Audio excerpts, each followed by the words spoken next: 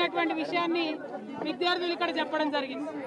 ఆనాడైనా ఈనాడైనా విద్యార్థులతో ఎప్పుడైనా వాళ్ళకు న్యాయం జరగాలనే కోరుకునే వాళ్ళం. మేము తెచ్చుకున్నదే తెలంగాణ విద్యార్థులకు, తెచ్చుకున్నదే తెలంగాణ యువకులకు ఉద్యోగాలు రావడానికి కోసం. ఒకవేళ ఇదివరకు జరిగినటువంటి అన్యాయాన్ని చూసే విద్యార్థులు ప్రభుత్వాన్ని పోగొట్టిన విషయం మీరే చెప్తున్నారు ఓపెన్గా, దానిలో వేరే ఒపీనియన్ లేదు. కానీ ఇప్పుడు వాళ్ళ మాయలో పడిపోవడం అన్నది చాలా దారుణం.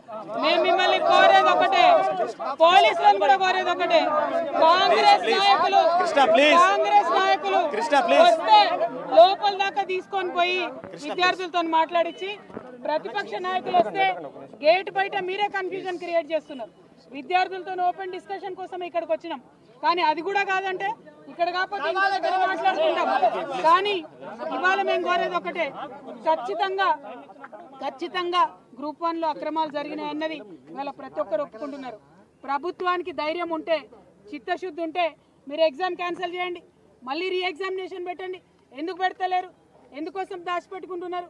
ఒకవేళ అంత న్యాయం ఉంటే అర్ధరాత్రి ఎందుకు ఇస్తున్నారు మీరు అపాయింట్మెంట్ ఆర్డర్లు? ఇచ్చినటువంటి అపాయింట్మెంట్ ఆర్డర్లలో కనీసం ఇక్కడ ఉన్న ప్రతి విద్యార్థి ఛాలెంజ్ చేస్తున్నాడు, మా పేపర్లు మేము ఇస్తాం, మీరెవరైతే ర్యాంకర్స్ ఉన్నాయో వాళ్ళ పేపర్స్ ఇవ్వమని అడుగుతున్నారు. ఎందుకు వెనక్కిపోతుంది ప్రభుత్వం? ప్రతిభ ఉండి, ధైర్యం ఉండి, కరెక్ట్గా ఎగ్జామినేషన్ రాసినటువంటి విద్యార్థులు ఛాలెంజ్ చేస్తుంటే ఎందుకోసం ప్రభుత్వం వెనక్కిపోతా ఉంది? మేము ఇవాళ కోరేది ఒకటే, అర్హత లేని వారికి ఉద్యోగాలు రావడానికి వీలు లేదు. ప్రత్యేకంగా ప్రెసిడెన్షియల్ ఆర్డర్ని తుంగలో తొక్కి నాన్ లోకల్ పేరు చెప్పి 8 మంది పైచీలకు ఆంధ్ర ప్రాంతం వాళ్ళని తీసుకొచ్చి ఉద్యోగాలు ఇచ్చారు. మేము ఆంధ్రోళ్ళకు ఉద్యోగాలు రావాలని ఉద్యమాలు చేయలే, తెలంగాణ బిడ్డల కోసం ఉద్యమాలు చేసినాం. మా వల్ల తప్పు అయి ఉండొచ్చు, ఆ ప్రభుత్వంలో నేను కూడా భాగస్వామిగా ఉన్నా, తప్పు జరిగి ఉండొచ్చు. మనలో మనం తెలంగాణ వాళ్ళం తప్పు సరిదిద్దుకోవాలి. అంతేగాని ఇవాళ ఆంధ్రోళ్ళ కోసం తలవంచినటువంటి ప్రభుత్వాలు ఆంధ్రోళ్ళకి ఎట్లా ఉద్యోగాలు ఇస్తున్నారు? ఆ విషయాన్ని గుర్తించండి, ఆ విషయాన్ని గమనించండి. తప్పులు మనం చేద్దాం, అవసరమంటే మనమే సరిదిద్దుకుందాం. ఇంకొక అంశం, ఖచ్చితంగా అవినీతి జరిగింది, ఖచ్చితంగా ఉద్యోగాలు అమ్ముకున్నారు. ఇవాళ కాకపోతే రేపు ప్రూవ్ అవుతుంది. కానీ ఇవి ఫేస్ చేసే ధైర్యం లేకనే ముఖ్యమంత్రి గారు కోర్టులకు పోయి, డివిజన్ బెంచ్లకు పోయి, సుప్రీంకోర్టుకు పోయి పేద విద్యార్థులతోని ప్రభుత్వం తలబడుతుంది. న్యాయమా ఇది? కరెక్టేనా? ఒక్కొక్క లాయర్ లక్షలు తీసుకొని వస్తాడు, అటువంటి వాళ్ళని తీసుకొచ్చి మీరు పేద విద్యార్థుల మీద ప్రయోగిస్తారా? మరి ఇవాళ అదే విద్యార్థుల దగ్గర రాహుల్ గాంధీ వచ్చారు.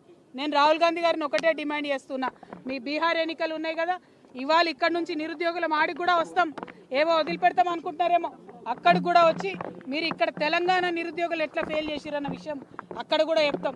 మీరు ఎక్కడికక్కడ ఏ రాష్ట్రంలో ఆ రాష్ట్రంలో విషయాలు చెప్పుకొని బయట పెడతాం అనుకుంటున్నామో, అట్లా కుదరదు. తక్షణమే ఎగ్జామ్ రద్దు చేయాలి.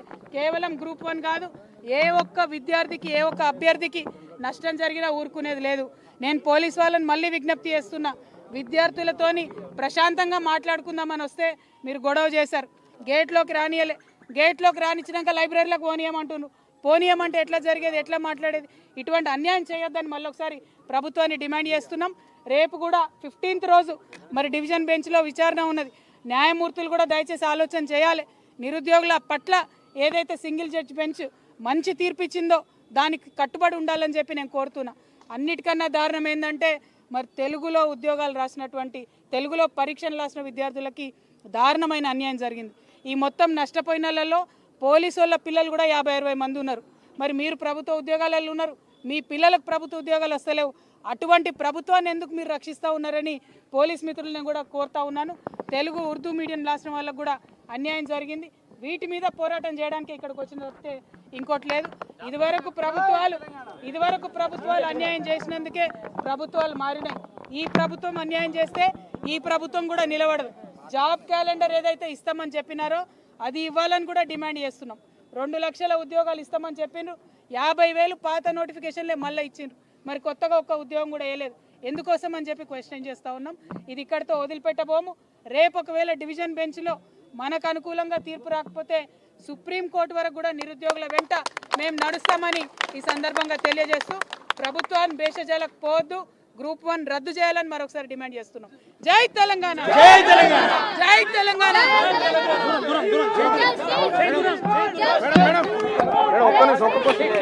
ఒక్క మాట